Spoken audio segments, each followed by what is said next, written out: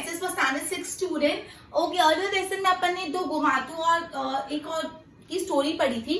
Okay, अब उसी chapter को आगे कंटिन्यू करते हैं. अपना टॉपिक फॉर डिस्कशन है इंफॉर्मेशन अबाउट अर्ली फार्मर. तो सबसे पहले टॉपिक में आपसे ये सवाल किया, do you have any historical evidence to prove that primitive people were mostly farmers and cattle herder. बोला है आपके पास कोई ऐसा हिस्टोरिकल एविडेंस है जो ऐसा बात प्रूव करता है जो प्रिमिटिव मैन थे, जो पुराने जमाने के मैन थे, वो मोस्टली या तो फार्मर्स या तो कैटल हर्डर्स थे. ये चीज प्रूव करते हुए क्या आपके पास कोई एविडेंस है? सवाल समझ आया? ये सवाल पूछा आपसे, क्या आपके पास कोई हिस्टोरिकल एविडेंस है जो ये चीज प्रूव करता है यूजुअली जो प्रिमिटिव मैन थे, मतलब जो पुराने जमाने के मैन थे, जो प्रिमिटिव मैन थे, वो यूजुअली या फार्मिंग करते थे या फार्मर्स थे या तो कैटल हर्डिंग करते थे.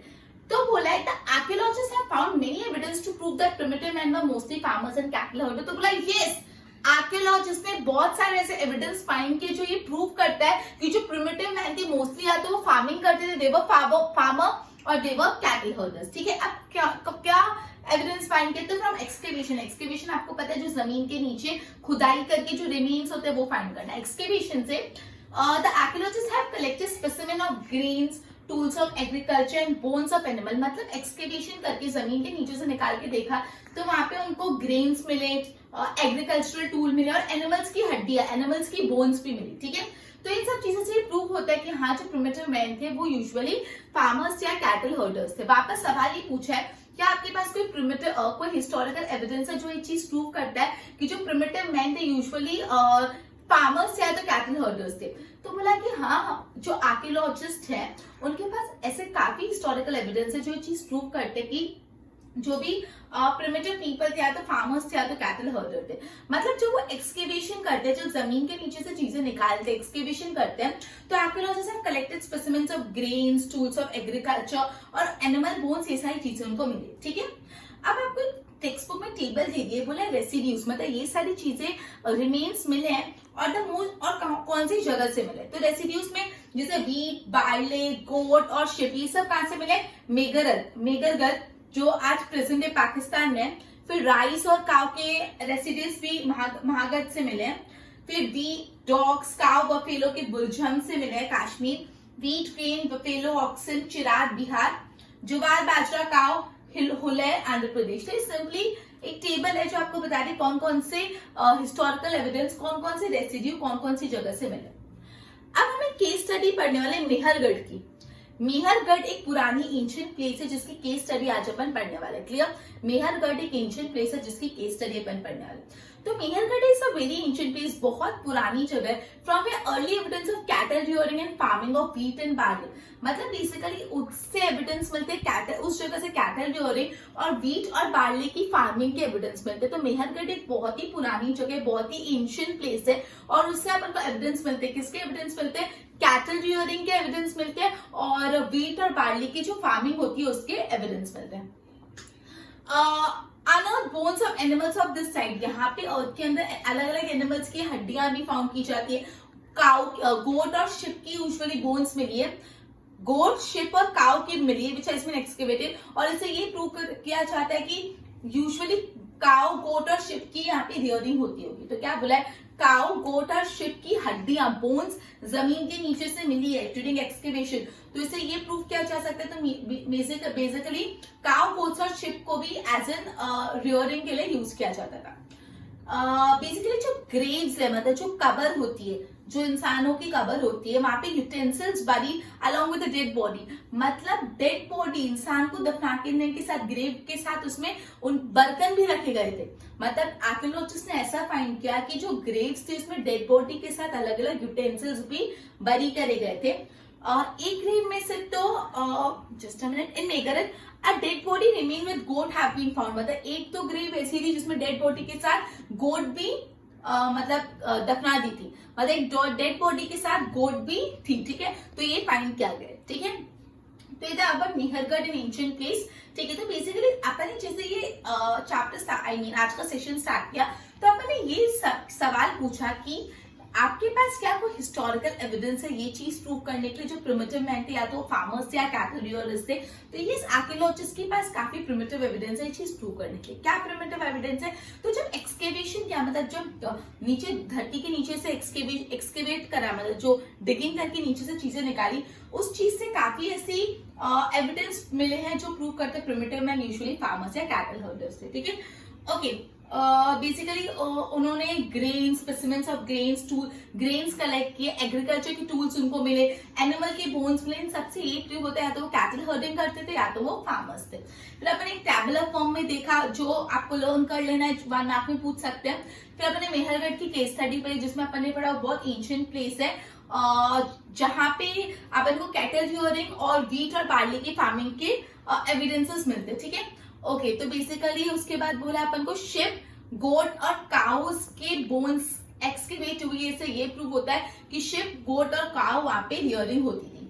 फिर जो ग्रेव्स होती है, ग्रेव्स में जो कवर होती है उसमें डेड बॉडी के साथ यूटेंसिल्स भी मिले हैं और एक ग्रेव में तो डेड बॉडी के साथ एक गोट मिली थी। क्लियर? तो ये बेसिकली अपन इतना पढ़ा, एक बार बोर्ड से गो थ्रू कराती हूँ। Information about early farmer. Do you have any historical evidence to prove that primitive people were mostly farmers and cattle herders? क्या आपके पास कोई historical evidence है? तो yes, the archaeologists have found many evidence to prove that primitive people were mostly farmers and cattle herders. From excavation, the archaeologists have collected specimens of grains, tools of agriculture and bones of animal. क्या क्या collect किया? Specimens of grains collect किया, tools of agriculture collect किया, bones of animal collect किया। ये पूरा अपन को tabular format में रिप्रेजेंट कर दिया। ठीक है, ये मैं गो थ्रू नहीं करा रही, बस ये कौन सा रेसिड्यू कहाँ मिला था, तो we don't have to waste our time in this. एक बार आप खाली टेक्स्ट बुक में से इसको लर्न कर लेना। Now case study of Mehrgarh in ancient place. Mehrgarh is a very ancient place from where evidence of cattle rearing and farming of wheat and barley are found.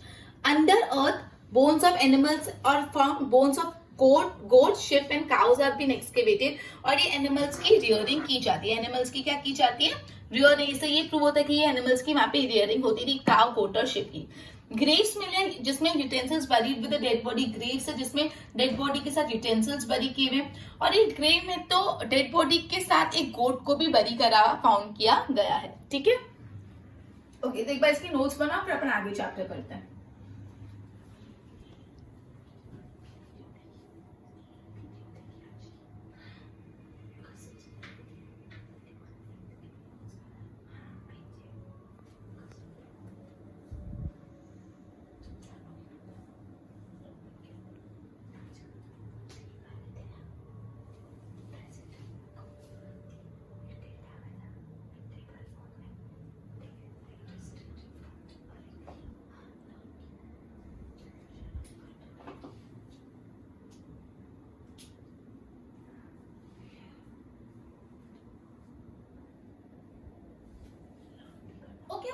Beginning of agriculture farming. Primitive man wandered about in search of a suitable food. जो primitive man था वो एक जगह से दूसरी जगह भटकता रहता था, वेंडर करता था ढंग का फूड के लिए। मतलब कभी वो हंटिंग करके एनिमल्स को खाता था, कभी फ्रूट्स खाता था, कभी रॉ फ्रूट्स, कभी रॉ रूट्स, कभी लीव्स खा लेता था। तो बेसिकली जो primitive man था वो एक जगह से दूसरी जगह तक भटकता रहता था, वेंडर करता था in search of suitable food. जैसे ही टाइम गुजरा, with the passage of time he learn which food was edible. जैसे ही टाइम गुजरा उसको पता चला कौन से फूड को खा सकते। एडिबल मतलब ईटेबल, कौन सा फूड एडिबल है, where it could be grown, उस फूड को कहाँ ग्रो किया जा सकता है, हाउ और कैसे ग्रो किया जा सकता है। मतलब पहले जो प्रिमिटिव मैन था वो वैंडरर थे, एक जगह से दूसरी जगह भटकते रहते थे ढंग के खाने के लिए। लेकिन जैसे टाइम पास हुआ मैन को रियलाइज होने लगा, समझ आने लगा कौन सा फूड एडिबल है, एडिबल मतलब ईटेबल है, from where it could be grown, वो कहाँ पे ग्रो किया जा सकता है, हाउ और कैसे ग्रो किया जा सकता है। ऑल दिस आइडिया, ये सारे आइडिया और ये सारे थॉट्स से ही वो एनकरेज हुआ होगा एक फार्मर बनने के लिए। मतलब ये सारे आइडिया और ये सारे थॉट्स ने उनको एनकरेज किया होगा टू बी अ फार्मर। तो सिंपल से अपन को इतना बोला, जो प्रिमिटिव मैन था पहले वो वैंडरर था, एक जगह से दूसरी जगह भटकता था in search of suitable food. But जैसे टाइम पास हुआ ही रियलाइज्ड कि कौन सा फूड ईटेबल है, कहाँ पे उसको ग्रो कर सकते, कैसे उसको ग्रो कर सकते हैं और कहाँ ग्रो कर सकते हैं। ये सारे आइडिया और ये सारे थॉट्स से उसने उसको एनकरेज किया होगा टू बी अ फार्मर। ये सारे आइडियाज और ये सारे थॉट्स से वो एक फार्मर बना। Now beginning of a settled life. A settled life begin with man settling down at one place. एक सेटल लाइफ कब चालू, जब मैं एक जगह पे सेटल हो गया, मतलब पहले मैं एक जगह से दूसरी जगह भटकता था, कोई परमानेंट घर नहीं था, लेकिन जब मैं एक जगह पे सेटल हो गया एंड तब एक सेटल लाइफ चालू, मतलब वो एक जगह से दूसरी जगह भटकता नहीं था, एक जगह वो सेटल हो गया। Man adopted agriculture age occupation, man ने एग्रीकल्चर को अपना बिजनेस मैन बना लिया and tamed animal for his domestic needs, और अपनी डोमेस्टिक नीड्स के लिए उन्होंने एनिमल्स को भी टेम करना, मतलब पालना, पालतू एनिमल्स इसको बोलते हैं, टेम करना चालू किया। जो सबसे फर्स्ट टेम्ड एनिमल था वो था डॉग। ये आपको 1 मार्क पे पूछ सकते हैं, सबसे फर्स्ट टेम्ड एनिमल कौन सा था? डॉग। फिर उन्होंने शिप को टेमिंग करना चालू, रियरिंग चालू किया, फिर गोट्स की रियरिंग, फिर सबसेकेंडली काउ की रियरिंग हुई, और जो सबसे फर्स्ट क्रॉप कल्टीवेट किया था मैंने वो व्हीट और बार्ले था, जो आज से अराउंड 12,000 ईयर्स पहले कल्टीवेट किया था। सर जो क्या बोला, बिगिनिंग ऑफ सेटल लाइफ, कब सेटल लाइफ चालू हुई? जब मैन एक जगह से दूसरी जगह वेंडर करना छोड़ के एक जगह पे रहने लग गया, तब सेटल लाइफ चालू की। मैंने एग्रीकल्चर को अपना ऑक्यूपेशन बना दिया और अलग अलग एनिमल्स को टेम करने लगा, अलग अलग एनिमल्स को क्या करने लगा? टेम करने लगा, ठीक है, आपके डोमेस्टिक नीड के लिए। सबसे पहला जो एनिमल टेम करा था वो था डॉग, उसके बाद शिप की रियरिंग, गोट की रियरिंग, काउ की रियरिंग होने लगी, और जो सबसे फर्स्ट क्रॉप जो मैंने ग्रो किया था वो व्हीट और बार्ले था, जो आज से 12,000 ईयर्स पहले ग्रो किया था। जो फर्स्ट क्रॉप ग्रो किया था वो व्हीट और बार्ले था, जो आज से 12,000 ईयर्स पहले ग्रो किया था। क्लियर? तो बेसिकली अपन ने अभी ये पढ़ा कि मैन पहले फूड के सर्च में इधर से उधर वेंडर करता था, धीरे धीरे मैन को पता चलने लगा कौन सा फूड एडिबल है, उसको कैसे ग्रो करते, कहाँ ग्रो करते, ये सारी चीजों की वजह से वो फार्मर बनने पे इनकरेज हुआ। सेटल कम लाइफ कब चालू, जब मैंने एक जगह से दूसरी जगह वेंडर करना छोड़ के परमानेंट जगह रहने लग गया, एग्रीकल्चर को अपना ऑक्यूपेशन बना लिया, अलग अलग एनिमल को टीमिंग करने लगा। डॉग सबसे फर्स्ट एनिमल टीम करने वाला था, और जो फर्स्ट क्रॉप ग्रो हुआ था वो था व्हीट और बार्ली। क्लियर? अब एक न्यू लाइफ, पहले मैन वैंडर करता था, वैंडरर से वो क्या बन गया? एक सेटल लाइफ जीने लग गया। मैन ने सीखा कि कैसे बीज बोते, सीड्स बोते हैं, और उसको कैसे वाटर डालते हैं, ये सब सीखा, और कैसे एग्रीकल्चर करते हैं। फिर मैन एक हाउस में रहना सीखा, घर में कैसे रहता है, हाउस बिल्टअप करा। फिर मैंने ये सीखा कि जब ग्रेन्स राइपन हो जाते हैं, मतलब जब फसल पक जाती है, तो उसको कलेक्ट करना पड़ता है और अच्छे से प्रिजर्व करना लगता है, और प्रिजर्व करने के लिए उनको पॉट्स चाहिए, तो उन्होंने क्ले के पॉट्स भी इस तरह से बनाना सीखा। मतलब मैन पहले वैंडरर था, उसने सीखा कि वैंडरर ने उनको एक जगह सेटल होना पड़ेगा, वो एक सेटल लाइफ जीने लग गया। ठीक है, उन्होंने मैन ने सीखा कि कैसे बीज बो के एग्रीकल्चर करते, सीड्स कैसे सो करते, उसको वाटर कैसे डालते, ये सीखा। मैन ने हाउसेस में रहना सीखा। मैंने ये सीखा कि जब ग्रेन्स एक बार राइपन हो जाते हैं, फसल पक जाती है, तो उसको अच्छे से हार्वेस्ट करके प्रिजर्व करके रखना पड़ता है, स्टोरिंग करके रखनी पड़ती है। इसके लिए उन्होंने क्ले के पॉट्स बनाना सीखा, बड़े बड़े क्ले के पॉट्स बनाए जिसमें ये सब को स्टोर करते थे। Okay, now beginning of the settle life, all kind of tools have been excavated, मतलब आर्कियोलॉजिस्ट ने बहुत सारे टाइप के टूल्स एक्सकेवेशन किए। कुछ शार्प टूल्स थे, जो स्टोन और मोटार एक टूल था जो बेसिकली ग्रेन्स को क्रश करने के लिए यूज किया जाता था। कुछ कुछ टूल्स स्टोन से बने हुए थे, कुछ टूल्स बोन से बने हुए थे। ठीक है, व्हीट और राइस भी बहुत ज्यादा क्वांटिटी में खाया जाता था। ओके, मतलब उनकी पार्ट ऑफ द फूड था, मतलब खाने का एक हिस्सा था व्हीट और राइस। ओके, मतलब पहले जो मैन हंटर गैदरर था वो एक फार्मर और हर्डर में कन्वर्ट हो गया। मतलब बेसिकली बोला है, बहुत अलग अलग टाइप के टूल्स एक्सकेवेट किया आर्कियोलॉजिस्ट ने।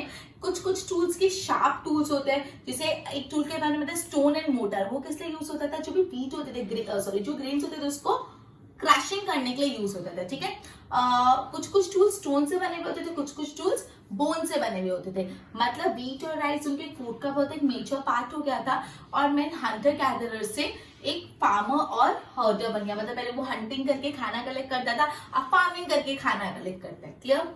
तो बेसिकली ये था कि मैन ने कैसे एग्रीकल्चर करने का सोचा, फार्मिंग करने का सोचा। फिर अपन ने ये पढ़ा कौन से फर्स्ट सेटल लाइफ उसने कैसे जीना सीखा। फिर अपन ने बोला न्यू लाइफ चालू हुई, उन्होंने वेंडर छोड़ के एक सेटल लाइफ जीने लगी। कैसे सीड्स बोते हैं, कैसे वाटरिंग करते हैं वो सीखा, कैसे हाउसेस में रहते हैं वो सीखा, ग्रेन्स को कैसे राइपन करके कलेक्ट करते हैं वो सीखा। कलेक्ट करने के लिए पॉट्स चाहिए, तो क्ले के पॉट्स बनाना सीखा। अलग अलग टाइप के टूल्स एक्सकेवेटर, मोटर और स्टोन मोटर के बारे में पढ़ा, जो यूजुअली ग्रेन्स को क्रशिंग करने के लिए यूज होते थे। फिर कुछ टूल्स स्टोन से बनते थे, कुछ टूल्स बोन से बनते थे। मतलब मैन हंटर गैदरर से एक फार्मर और हर्डर बन गया। क्लियर? बोर्ड पे ध्यान दो।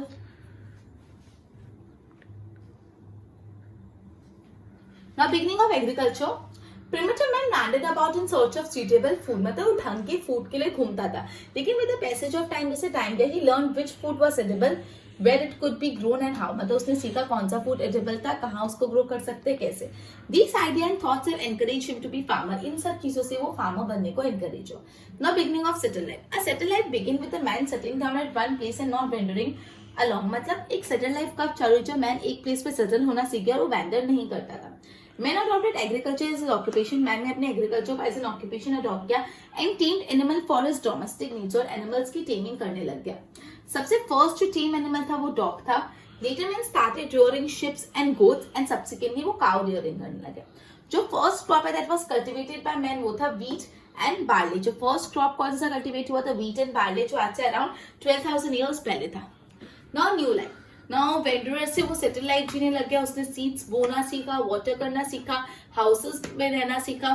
उन्होंने सीखा जब ग्रीन्स राइपन हो जाते तो उसको कलेक्ट करना पड़ता है. कलेक्ट करने के लिए पॉट्स चाहिए, तो उन्होंने क्ले पॉट्स बनाना सीखे.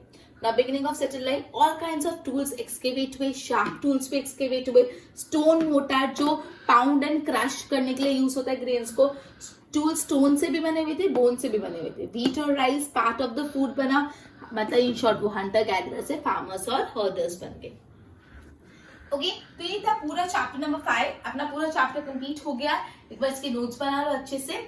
Till then good bye. Next lecture में अपन नेक्स्ट टॉपिक करेंगे. Good bye.